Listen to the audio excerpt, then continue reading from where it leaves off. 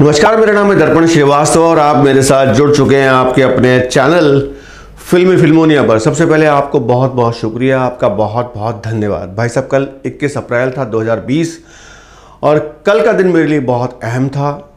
कमाल की खुशियां मुझे मिली। कल हमारा फिल्मोनिया परिवार 5 लाख सदस्यों का हो गया। मतलब ये सब हुआ आपकी वजह से। आप सबने इतना प्यार दिया, इतनी मोहब्बत दी कि मैं बयां नहीं कर सकता। और मैं कोशिश करूंगा कि जैसे मैं आगे भी आपके लिए वीडियोज़ लाता रहा, आपके साथ अपना जो भी मैंने सीखा, जो भी मैंने समझा, वो आपके साथ शेयर करता रहा। आने वाले वक्त में भी मैं भाई साहब बड़ी शिद्दत से, बड़े मन से ये काम करता रहूँगा जब तक आपका साथ मेरे साथ है। एकदम चौड़े भाई साहब काम करूँगा मैं, सच में बोल रहा हूँ। और इन पिछले 3 सालों में पता नहीं क्या क्या हुआ। मतलब गालियाँ ही पड़ी और निराश भी हुआ। हमने वर्कशॉप शुरू कर दी, थिएटर वर्कशॉप, एक्टिंग वर्कशॉप। मतलब बहुत कुछ अच्छा हुआ, बहुत बुरा तो खैर कम ही हुआ, लेकिन बहुत कुछ अच्छा हुआ। और अच्छा इसलिए हुआ क्योंकि आप सब साथ थे। तो भाई साहब, तहे दिल से एक बार फिर से आपका बहुत बहुत शुक्रिया, धन्यवाद। चलिए आज के मुद्दे पर बात करते हैं। अगर आप एक एक्टर हैं या आप एक एक्टर बनना चाहते हैं, आप फिल्म इंडस्ट्री में काम करना चाहते हैं, आप सीरियल करना चाहते हैं, फिल्म करना चाहते हैं, वेब सीरीज़ करना चाहते हैं, शॉर्ट फिल्म करना चाहते हैं, जितने भी काम हैं वो करना चाहते हैं, तो एक एक्टर के अंदर वो क्या गुण होने चाहिए जो सबसे ज़्यादा ज़रूरी है? वो ऐसी क्या क्वालिटीज़ होनी चाहिए एक एक्टर में जो उसको यहाँ फिल्म इंडस्ट्री में स्थापित कर दे? आज हम उन पर बात करेंगे। तो सबसे पहले ज़रूरी है भाई साहब, आपको स्क्रिप्ट याद करना आना चाहिए, आपको स्क्रिप्ट पढ़ना आना चाहिए। अगर ये गुण आप में नहीं है तो भाई साहब बहुत दिक्कत होगी। अब कहेंगे कि यार ये क्या बातें कर रहे हो आप सर, मतलब हिंदी पढ़ना आती है, इंग्लिश पढ़ना आती है, हम स्क्रिप्ट आप दो, हम पढ़ देंगे। पढ़ने में क्या है ना, ये ऐसी बात नहीं है भाई साहब। बड़े बड़े 30 मार खाओं को ना स्क्रिप्ट पढ़ना नहीं आती है भाई। अरे भाई, स्क्रिप्ट पढ़ने का मतलब ये है कि आप उसके भाव को समझ पा रहे हो, उस लाइंस में क्या लिखा है उनको आपने समझा। ये बहुत ज़रूरी है। अगर मान लो कोई कहानी भी है, अगर मान लो आपको कोई कहानी मिल गई और आप उस कहानी को पढ़ रहे हैं, तो जिनके सामने आप कहानी पढ़ रहे हैं, क्या वो उस कहानी को समझ पा रहे हैं? क्या उस कहानी के किरदारों को वो अपने सामने सजीव देख पा रहे हैं? क्या वो उस कहानी से कनेक्ट हो पा रहे हैं? ये बहुत ज़रूरी है। अब कहानी पढ़ रहे हो, आपने कहानी पढ़ दी, लेकिन सामने वाला बोल रहा है कि यार क्या पढ़ा, कुछ समझ में नहीं आया भाई, तो मामला गड़बड़। तो आपको सही ढंग से पढ़ना आना चाहिए। फॉर एग्जाम्पल मैं बताता हूँ, जैसे कि अब कोई कहानी तो दिमाग में नहीं, फिर भी मैं कोशिश करता हूँ आपको समझाने की। मान लो एक कहानी है, मैं पढ़ के बताता हूँ और आप देखिएगा मैं कैसे पढ़ रहा हूं उसको। दोपहर का वक्त था, रामू अपने घर पहुंचा, देखा तो उसकी पत्नी खाना बना रही थी। आसपास नजरें दौड़ाई तो देखा कि घर में दोनों बच्चे नहीं थे, ना मुनिया ना शामू। शामू छोटा बेटा था उसका और मुनिया 7 साल की उसकी बिटिया। हैरानी से उसने अपने आसपास चारों तरफ देखा और फिर अपनी पत्नी से कहा, ए सुशीला, अरे बच्चे कहाँ हैं रे? बच्चे तो दिखाई नहीं दे रहे हैं, दोपहर का टाइम है, कहाँ ध्यान नहीं रखती क्या? तो पत्नी ने सकपका के बोला, अरे अभी तो यही थी, आप बैठिए, हम ढूंढ के आते हैं, हम लेके आते हैं उनको। पत्नी ने फट से अपना पल्लू अपने सर पे रखा और घर से बाहर निकल गई। देखा सामने कि मुनिया एक मिट्टी के ढेर से अपना छोटा सा घर बनाने की कोशिश कर रही है और साथ ही शामू बैठा हुआ है। उसने आवाज़ दी, ए मुनिया जल्दी आओ बेटा, पिताजी आ गए, पूछ रहे हैं, जल्दी आओ, खाना भी खाना है। और ये कहकर वो अपने घर वापस चली गई। शामू ने तुतलाती आवाज़ में अपनी बहन को कहा, दीदी दीदी हम क्या धल तले? मुनिया ने कहा कि बैठ ना, अभी तो घर भी नहीं बना, घर बना लेते फिर जाएंगे। हाँ बेटा।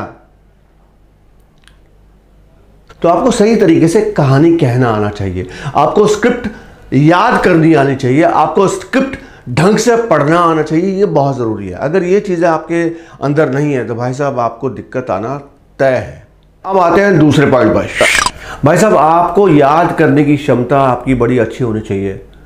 आपको डायलॉग्स याद बड़ी जल्दी होने चाहिए।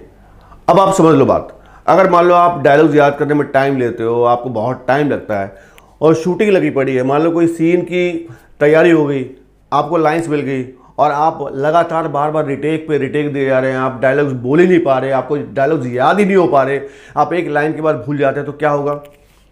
नुकसान। प्रोडक्शन का कितना बड़ा नुकसान होगा, मतलब प्रोड्यूसर डायरेक्टर सब परेशान कि भाई साहब किसको ले आए हैं। तो ये कितना बड़ा एक माइनस पॉइंट हो जाएगा। आप अच्छे एक्टर हैं, आप अच्छी एक्टिंग करना जानते हैं, लेकिन आपको डायलॉग याद नहीं होते, तो भाई साहब पोपट हो जाएगा ना। तो आप में ये गुण बहुत ज़रूरी चाहिए कि आपको जो भी चीज़ आपको याद करने को दी जाए आप जल्दी से याद कर लें। आपको याद करने की क्षमता एकदम बहुकाल होनी चाहिए। तीसरा, आपकी ऑब्जर्वेशन। भाई साहब आप एक एक्टर हमेशा ना अपने आसपास जितने भी लोग होते हैं, मतलब जितनी भी चीज़ें होती हैं उनको बहुत ज़्यादा ऑब्जर्व करता है, क्योंकि पता नहीं किस मोड़ पर कहाँ वो चीज़ आपके काम आ जाए। मान लो आप कहीं प्लेटफॉर्म पे बैठे हैं रेलवे स्टेशन के और आप देख रहे हैं कि एक आदमी पान चबा के कुछ लकड़ा के चल रहा है ऐसे, और बहुत ही अलग ढंग से बात कर रहा है, तो ये किरदार बड़ा इंटरेस्टिंग लगेगा आपको और आपके दिमाग में वो बैठ गया। आपने ऑब्जर्व किया कि यार कमाल का किरदार है ये तो, और पता नहीं कहाँ किस मोड़ पर आपको लगा कि यार ये किरदार मैं निभा सकता हूँ। तो ऑब्जर्वेशन बहुत ज़रूरी चाहिए। कोई भी चीज़, छोटी सी छोटी चीज़ को ऑब्जर्व करें, उसको आप अपने दिमाग में बिठाएं और जब मौका मिले चौका मार दें। ये बहुत काम आता है। और वैसे भी अगर आप एक्टिंग भी सीखते हैं, समझते हैं, तो सबसे पहले यही कहा जाता है कि भाई आपकी ऑब्जर्वेशन अच्छी होनी चाहिए। तो बतौर एक्टर भी आपको ये बात समझनी चाहिए कि आप में ये गुण बहुत बहुत बहुत ज़रूरी है। अब आते हैं कि भाई साहब आपकी कल्पना शक्ति। अब भाई साहब बतौर एक्टर आपकी कल्पना शक्ति भी बहुत अच्छी होनी चाहिए, उसकी क्षमता भी बहुत अच्छी होनी चाहिए। ये गुण बहुत ज़रूरी है एक एज एन आर्टिस्ट, ये बहुत ज़रूरी है आपको बतौर एक्टर। अब सोचो ना कितना मुश्किल होगा भाई एक ऐसे किरदार को जीना जिसको आपने देखा ही नहीं है। अगर कल्पना शक्ति नहीं होगी तो कैसे जियोगे आप? फॉर एग्जाम्पल मान लो आपको किसी सेनापति का किरदार निभाने को मिल गया। अब आप कभी सेनापति तो बने नहीं, कभी आपने ज़िंदगी में सेनापति देखा नहीं, क्योंकि भाई वो पुराने ज़माने की बातें हैं, कभी सेनापति हुआ करते थे। लेकिन आपने अपनी कल्पना शक्ति से उस किरदार को समझा, उस किरदार को महसूस किया, उसके आसपास के किरदारों को महसूस किया और आपने अपनी कल्पना शक्ति में उस किरदार को बिठा लिया कि मैं इस तरह से होऊंगा। अगर मैं सेनापति बनूंगा तो मैं बिल्कुल आंखों को बिल्कुल थोड़ा नीचे करके बात करूंगा, और जब भी किसी को मारने की बात करूंगा तो मैं अपनी आंख पर ऐसा ऐसा हाथ फिराऊंगा। तो आपने अपनी कल्पना शक्ति से उस किरदार को जीवंत कर दिया। अगर आपकी कल्पना शक्ति अच्छी नहीं होगी तो आप सोचते रहोगे, आप पूछोगे कि सर वो मैं सेनापति कैसे बनूं, सर मैं क्या करूं बताओ, सर मुझे समझ में नहीं आ रहा। लेकिन अगर आपकी कल्पना शक्ति अच्छी होगी तो आप किसी भी किरदार को समझ लेंगे, उसके आसपास के किरदारों को समझ लेंगे और आप अपनी कल्पना शक्ति के हिसाब से उसको परफॉर्म कर सकेंगे। तो भाई एक एज एन एक्टर आपको कल्पना शक्ति आपकी बहुत मजबूत होनी चाहिए अगर आप बतौर आर्टिस्ट इस फिल्म इंडस्ट्री में काम करना चाहते हैं। तो अब बात करते हैं एक्सप्रेशन पे। आपके चेहरे की अभिव्यक्ति, आप कैसे अपने चेहरे के हाव भाव को आप समझते हैं, आपके चेहरे पे कितने अच्छी तरीके से हाव भाव आते हैं। अगर आप मान लो आपको कोई किरदार मिल गया जिसमें आपके डायलॉग ही नहीं है, तो आप क्या ऐसे खड़े देंगे? Oh, come on. Dude, crap! नहीं, आपने देखा होगा बहुत से किरदार, दूर मत जाओ भाई, आप मुझे देख लो, जमाई राजा में मुझे डायलॉग्स बड़े कम मिला करते थे, लेकिन मैं अपने चेहरे के हाव भाव से भाई साहब अपनी जगह बना लेता था। मतलब पता कुछ भी करता था, मुझे याद नहीं मैंने क्या किया, लेकिन अपने चेहरों के हाव भाव से मेरे इतने स्ट्रांग हुआ करते थे कि मैं अपने किरदार को उन सब बड़े बड़े किरदारों के बीच में से भाई साहब निकाल के ले गया। और आज भी लोग मुझे याद करते हैं जमाई राजा में डीडी के आशीर्वाद से। तो भाई आपके हाव भाव पे आप काम करें, अपने घर पे काम कर सकते हैं। आप शीशे के सामने आप अपने वीडियोस बनाएं कि अगर मैं हंसूंगा तो मैं किस तरीके से हंस सकता हूं, मैं कितने तरीके से हंस सकता हूं। मैंने पहले पिछले वीडियो में बताया है कि आप किसी भी किरदार को लेकर 10 या 12 तरीके से आप उस पर वीडियो बना सकते हैं। मैं रोऊंगा तो किस तरीके से रो सकता हूँ, मैं हंसूंगा तो कितने तरीके से हंस सकता हूँ। तो ये आपके हाव भाव को स्ट्रॉन्ग करता है, ये एक्सरसाइज आपके हाव भाव को मजबूत करती हैं, और आपके जितने अच्छे हाव भाव होंगे एज एन आर्टिस्ट डेफिनेटली आपको वो फ़ायदा करेंगे। ठीक है, अब आते हैं भाई आपकी आवाज़। आप अपनी आवाज़ पर काम करें। आपकी आवाज़ बहुत स्ट्रांग होनी चाहिए, आपकी आवाज़ में बेस होना चाहिए। आप अपनी आवाज़ को किरदार के हिसाब से ढालना अगर आप जान गए, भाई साहब एकदम भौकाल मामला हो जाएगा, ये समझ लो, समझे। अब मान लो किसी की 6 फुट हाइट है, मस्त हाइट है और मस्त पर्सनैलिटी है, छाती चौड़ी और आवाज़, हेलो कैसे हो भाई साहब, आप सब ठीक है? ओ कुत्ते रुक जा, मैं तेरा खून पी जाऊंगा। कैसा लगेगा? लगेगा चमाट मारूं घुमा के, है ना। चाहे 6 फुट की हाइट क्यों ना हो, लेकिन सामने वाले की हाइट भले 4 फुट की हो, लेकिन भाई साहब चौड़े में पेल देगा उसको। क्यों?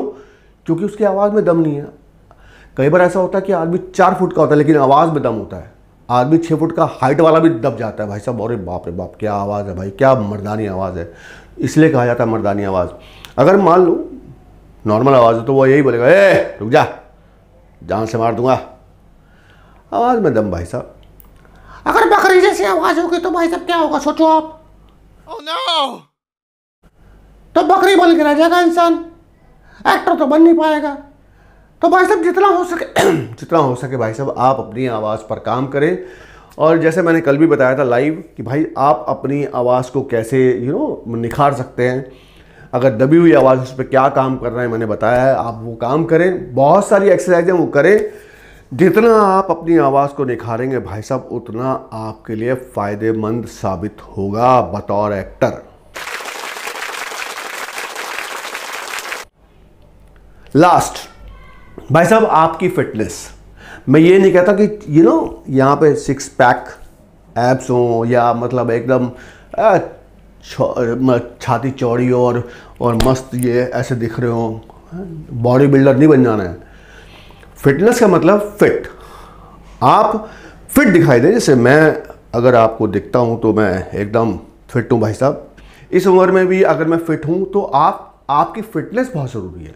एज एन आर्टिस्ट आप कोशिश करें कि आप फिट रहें, आप योगा करें, आप दौड़ें, आप कम से कम इस लायक रहें कि फ्लेक्सिबल बॉडी रहे, कोई भी काम करने के लिए आप तत्पर रहें, कोई भी काम अगर आपको मिले तो आप वो कर पाएँ। तो फिटनेस ये भी आपको बतौर एक्टर बहुत काम आता है भाई साहब। तो आई एम श्योर कि आप चीज़ें समझे होंगे। तो ये छोटी छोटी बेसिक चीज़ें जो आपके पास होना बहुत ज़रूरी है एज एन आर्टिस्ट। तो आई एम श्योर अगर आप ये सब काम करेंगे, आपकी स्क्रिप्ट पढ़ने का तरीका, आपके डायलॉग याद करने की क्षमता, आपकी ऑब्जर्वेशन, आपके चेहरे के हाव भाव, आपकी फिटनेस, भाई साहब अगर ये सब सारे जो भी मैंने तरीके बताए हैं, जो भी मैंने गुण बताए हैं, अगर आप इन पे काम करेंगे तो बहुत आपके लिए फ़ायदेमंद साबित होगा। ठीक है, तब तक के लिए भाई साहब मुझे इजाज़त दें। भाई इन चीज़ों पर काम करें। अगर आपको लगता है कि इन गुणों में कहीं आप में कमी दिखाई देती है तो भाई उन कमियों को दूर करो, उन गुणों को निखारो और भाई काम पे चलो। ठीक है, मैं भी चलता हूँ, लॉकडाउन है, घर पे रहो, काम करो, कुछ अच्छा काम कर लो, हैं? ठीक है, ओके। सब्सक्राइब कर दो, लाइक कर दो, शेयर कर दो और छोटी सी घंटी टन करके दबा दो। ओके, हाँ, चलता हूँ।